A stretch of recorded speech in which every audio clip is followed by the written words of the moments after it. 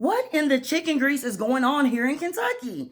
Because this licensing scam is getting out of control. But finally, we have an update for y'all. Let's get into it. So, according to WDRB, a court ruled that Kentucky Transportation Cabinet has violated the state's open records law by withholding documents tied to an investigation into immigrants illegally obtaining Kentucky driver's license here in Louisville and all over the state, baby. So that means over 2,300 documents will be released to WDRB, and we will finally figure out what the fuck is going on here. So for those of you that don't know, a lady named Melissa Morgan used to work at the NIA Center, of course, down in the West End.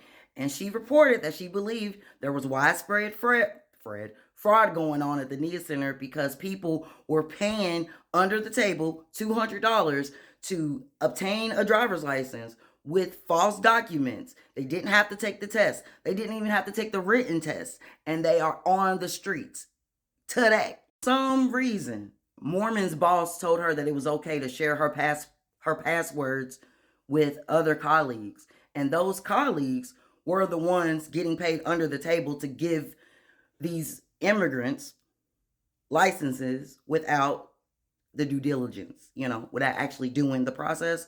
So when she raised concerns, you know what they did. They fired that girl. They used her as a scapegoat. And now she is looking for vengeance, okay? As she should, because this is crazy. And we found out this is going on in Lexington, in Elizabethtown, in Bowling Green, in Covington.